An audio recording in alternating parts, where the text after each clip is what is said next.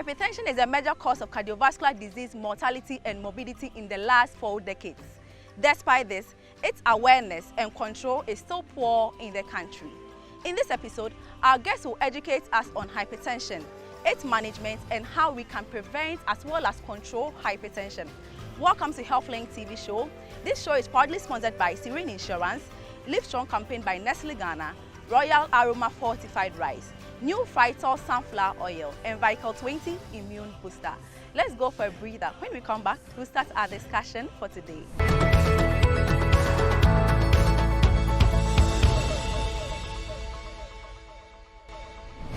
Ago, me de queen donna me. Edo, yo akpe. Nkonde Stella J. I'm a registered midwife at the University of Ghana Medical Center and the host of HealthLink TV show. So this afternoon, we want to discuss hypertension. And I'll be having this discussion with a medical doctor from the Hohoi Municipal Hospital. He will explain what hypertension is, how best we can manage, and if possible, prevent hypertension. I want to use this opportunity to welcome Dr. Mark Nichupi on HealthLink TV show. Doctor, you are welcome. Thank you. All right, Doc. So, Doc, let's go straight to the point. What is hypertension? Hypertension is also called high blood pressure. Okay. And it just means an elevation in the force with which blood flows through our blood vessels. All right, Doc, do you think it's a major problem in our country? Yes. It's a major problem in our country. What is the prevalence of hypertension in this municipality? Okay. When we look at the prevalence of high blood pressure worldwide, it's said that out of every 4 adults, 1 of them has high blood pressure. Okay. And the picture is not different from what we see at the Hohoi Municipal Hospital. Okay. And looking at our data from last year, out of the first or the top 10 illnesses that we recorded at the hospital, hypertension is the topmost one. Then it's really a problem. So, Doc, what are some of the causes of hypertension? Okay. When we look at hypertension itself, there are really 2 types. Okay. Secondary hypertension and primary hypertension. For the secondary hypertension, those ones you can talk about causes. And usually you have things like kidney disease, thyroid disease, adrenal problems that can give you hypertension. What is the meaning of secondary hypertension itself? Because you just mentioned some of the causes. We want to know the meaning of so secondary hypertension means it is due to something. That is why we are calling it secondary. All right. But for primary hypertension, which is the most common one and the more problematic one, we can't really find causes for it. Okay. But rather we talk about risk factors or things that when we see people with hypertension, there is a link, or maybe it's more common in people with hypertension. And some of these risk factors include increasing age. So you have hypertension commoner in people with advancing age or people who are elderly. You also have hypertension more elderly within what age range? So with what we are seeing now, even people as old as 30 and above will start showing signs of hypertension. Wow. But usually the older you are, the likelier your chances of getting hypertension. Oh, yes. okay, okay. Yes. So other risk factors will include being of the black race, or for instance, being a male. Just being a male predisposes you to getting hypertension compared to the female population. Other risk factors will include using of tobacco, drinking of excessive alcohol, taking diets that will contain too much salt, obesity, stress, and other myriad of risk factors. Oh, okay. So this being a community on its own, what do you think people are doing over here that is predisposing them to hypertension? Looking at the community in which we are, usually what will really push them towards hypertension is maybe our diet. Okay.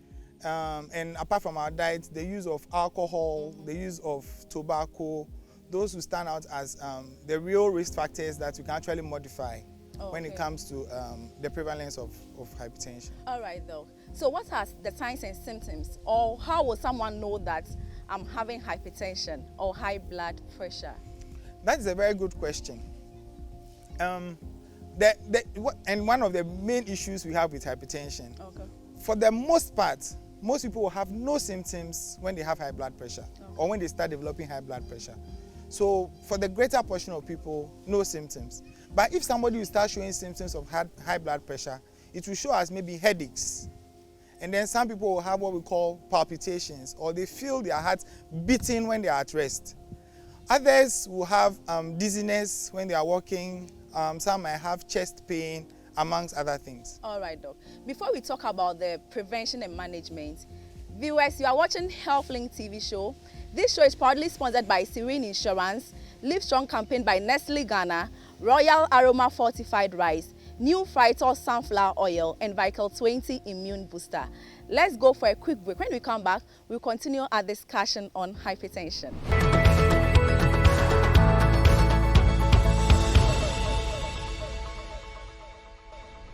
Welcome back. Before we went on break, we were discussing hypertension, some of the causes as well as the signs and symptoms. So, Doc, do you think alcohol can cause hypertension?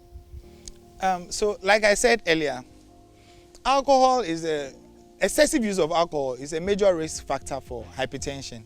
Okay. But science has not really proven a direct causal effect between the use of alcohol and getting of hypertension. But what we have found is that in people who take a lot of alcohol, their chances of getting hypertension is higher. It's high. What if they don't have any, if they have underlying condition and they take alcohol, would that also increase their risk of getting hypertension? Yes, obviously. All right. So if you have genetic predisposition to already getting hypertension and you add maybe drinking of alcohol to it, then your risk or your chances of getting hypertension obviously also increases. All right. So now let's move to the important aspects of the whole discussion. How can someone prevent hypertension? Okay.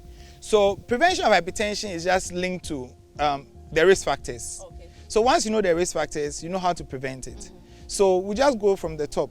So there are some of the risk factors, obviously, that are not modifiable, like being part of the black race, or being a male, or having a genetic predisposition, or having a family history of hypertension. But the ones that we can work with, or the ones that we can actually modify, include reducing our alcohol consumption, reducing our tobacco use, reducing the amount of stress that we expose ourselves to, reducing the amount of salt we put in our diet, and then living a more active lifestyle. These are some of the little things we can do to prevent hypertension.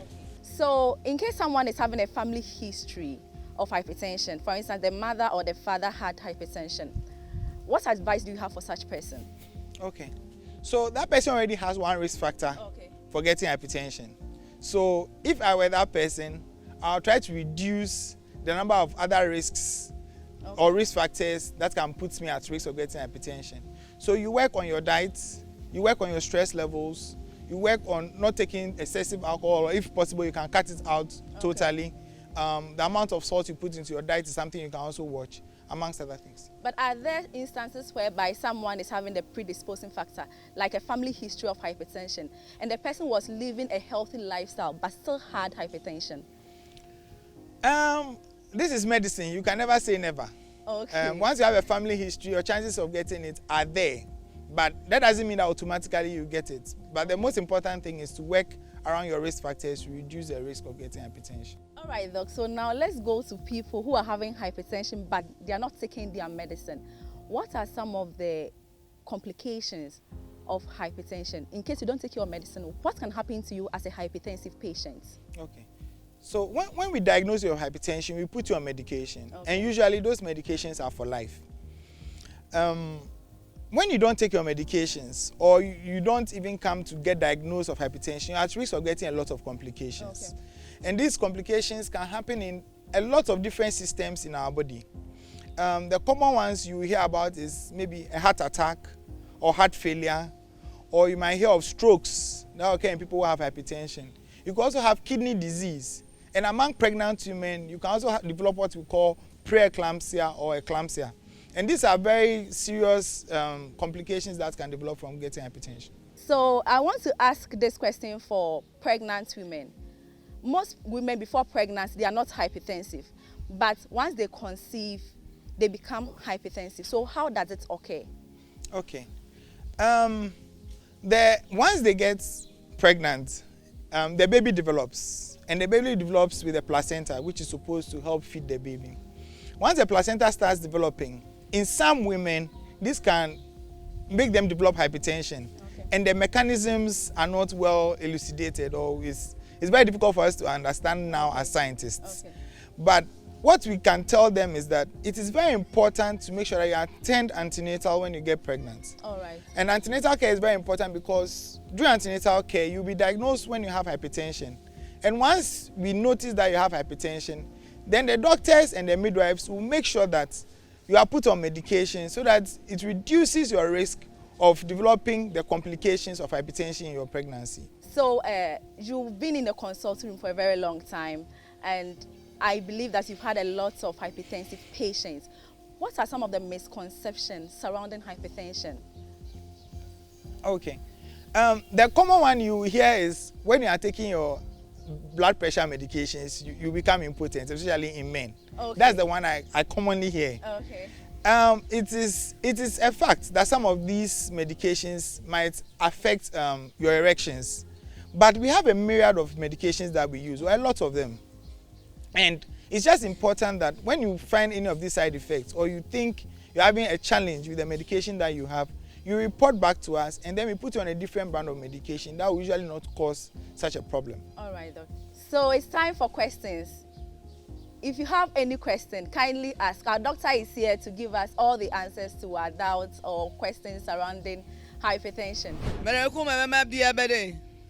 Lọ́gbọ́n jẹjẹ ẹ mi máa ń yá bẹ́ẹ̀ bp lè fure ní mi rẹ̀ kọjú ọ̀nà àti kẹ́mi èmi jẹ mi mi la kẹ́mi inú àjẹ yànyìnà náà ga gbogbo ẹ̀ gàba náà kọ̀m̀plé bẹ́ẹ̀ ẹnu àmẹ́lẹ̀ nyọ̀nyọ́ náà yọ la ẹ̀dọ́ lè la dọ́kítà akpọ̀jì kú bẹ́ẹ̀ ẹ̀wẹ̀ nyà àti kẹ́wì yà mi àkọ́fọ́ mọ̀ tọ́ àmọ̀ gẹ̀rẹ́ la ẹ̀nà bẹ́ẹ̀ mọ̀ gàlẹ̀ kọ́jú va fífi àmẹ́ máa bí ẹ bẹ́ẹ̀ bp àgbọ̀ tó tàbí ẹ bá zọ̀lìn olè gbẹ̀gbẹ̀lán.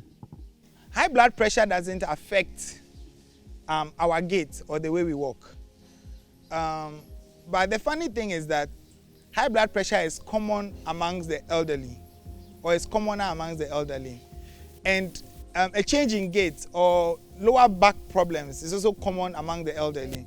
So there are two things you see in association in our elderly people. Okay. So there's usually a misconception that maybe the high blood pressure or the medications you are taking for high blood pressure is what is causing the change in gait. Oh, okay. Okay.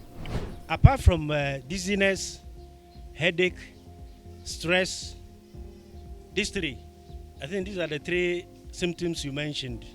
Apart from these three, are there no other symptoms that will tell you that you are hypertensive? The other symptoms like palpitations, which we mentioned earlier, and in some people, chest pain. What we also call easy fatigability or tiredness. You easily get tired when you do any little activity. There are other symptoms that you find in people who have high blood pressure. So, and obviously when you start having the complications, you start having symptoms of those complications as part of the symptoms somebody will show when they have hypertension. So there are a myriad of symptoms. That is why it's important to not just decide on your own at home. When you see one or two of these symptoms that you have high blood pressure, it's always important to come to the hospital and get tested, so that we can actually tell you as health professionals that you have high blood pressure, because it could be something else. Thank you. My BP 7 years now. Alabe odamde atikereji, the Philippines. Meze bubana teperela nyemega zanem. Kama lela nyepe jiano chuchukukukukuku. Nyepe la mepete atojo. Bula etava msese sende. Megabaje amacheza. Kake still egale wonye. Fifiade nyepe alikpele afopetela ole kukude unye. Mere kukunu kagbo uchu. So some of the side effects of the medications we take for blood pressure will also include palpitations. So that could explain why you are getting palpitations with the nifedipine that you are taking. But aside that, the blood pressure in itself, the high blood pressure in itself can also give you palpitations. So it's always important to report back to the hospital and give us feedback. And then we, the health professionals, working with you, will find out the real reasons why you're having these new symptoms. The symptoms related to your waist and the numbness can all be associated with the aging process and not the blood pressure per se. over funo che dollar alone, then a vehicle domade, no gide, dollar no HMWA, BPR. I'm for full hit dollar alone. Viare, ano, mure, dollar, ano, no man. When a pregnant woman has a child and she has hypertension, we describe that as a family history for the child that has been born, or a genetic predisposition to hypertension for the child that has been born. So in that particular instance, we advise that child to not indulge in the risk factors or the modifiable risk factors for hypertension. Because once that newborn child begins to grow and starts to indulge in the risk factors for hypertension, then that child is also at risk of getting hypertension in their adulthood. So risk factors like the smoking. Exactly, smoking, drinking a lot of alcohol or excessive alcohol consumption, bad eating habits. Okay. And a sedentary lifestyle. Okay. Mabema be a question be start no dudure enyo na BP to a. Too much starchy foods in general is not good. Not only for people who are hypertensive or non-hypertensive. For all of us as a general population, what we have noticed is that we take too much starchy foods, and that actually predisposes us to actually hypertension, a lot of other medical conditions, including diabetes. Okay. So the advice is that we limit the amount of starch we take in our diet. Okay. And that is supposed to be a general rule for everybody. When it comes to low blood pressure and high blood pressure, low blood pressure just means the force with which the blood is moving through your vessels is lower than normal. Okay. And obviously, it will actually make you a little slower, or it's not a common occurrence in our settings. We don't see that as much.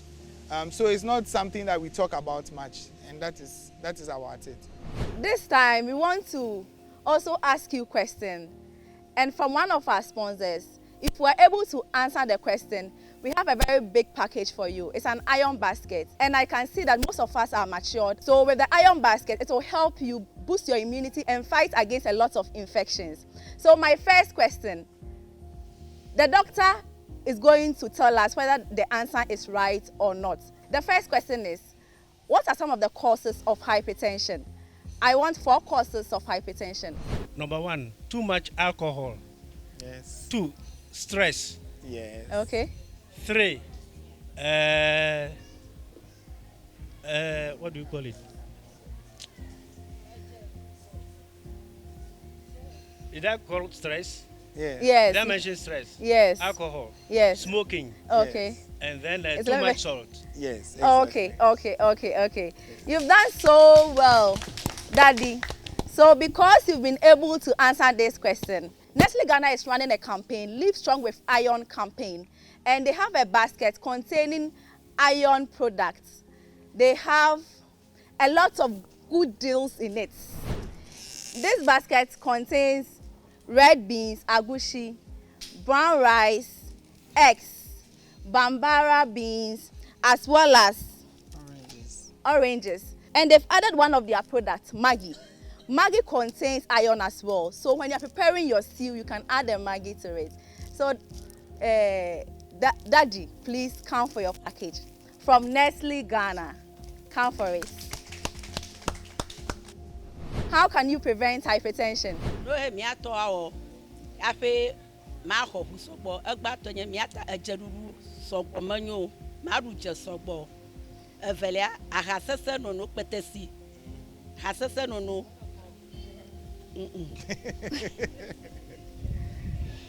manyo otolia amaro obu atam bubu eche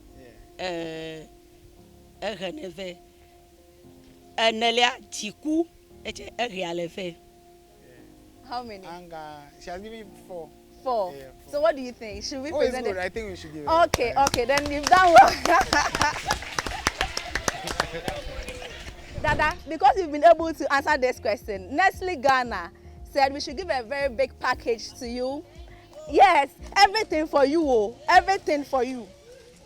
So this basket contains white beans, red beans, agushi, bambara beans, brown rice, and eggs, kokrozi. So kutu in addition. So after preparing your rice and stew, your iron-rich food, you need to eat orange, that is vitamin C, or pineapple or mango. And they said we should add one of their products, Maggi. It also contains iron. Add it to it, prepare your nice meal and eat it. This one will help you it will boost your immunity, it will increase your red blood cells as well. So Dada Medekuku from Nestle Ghana. Huh? All right.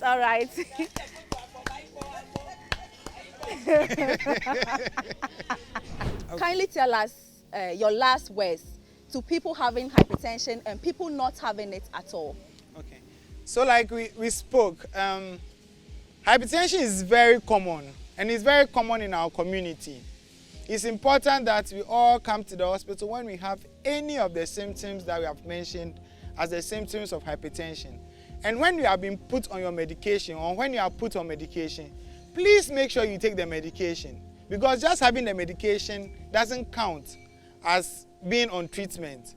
Once you don't take the medications, you are still at risk of the complications. And for those who are taking their medications, you still have to come for review and for us to be sure that the medications are actually controlling your high blood pressure.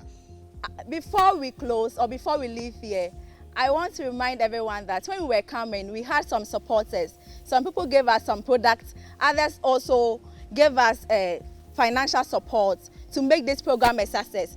One of them is we have Royal Aroma Fortified Rice. They have a new rice in town. This rice is the first fortified rice in Ghana.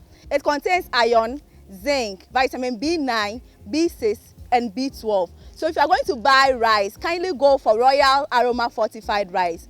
When you wash it, the nutrient is still there. You don't wash the nutrients away. When you cook it, the nutrient is still inside. You don't cook it, you don't destroy the nutrients. So when you serve Royal Aroma Fortified Rice, you already have 15% of the nutrients you need in your meal. So when you're going to buy rice, kindly go for Royal Aroma Fortified Rice. And we have Vital 20 Immune Booster. This one is good for us all, apart from pregnant women, as well as children under 12 years and breastfeeding mothers. You shouldn't go in for this, but any other age group can go for this medication. And as we are talking about hypertension, this oil is good for heart health. It has low cholesterol. This is an oil from Frytol. This is a new Frytol sunflower oil. So we are going to purchase oil. Kindly go for new Frytol sunflower oil. Viewers, thank you so much for watching HealthLink TV show. Join me next week as we move into another community. Remember to watch us again next week. Until then, stay healthy. HealthLink, everything on health.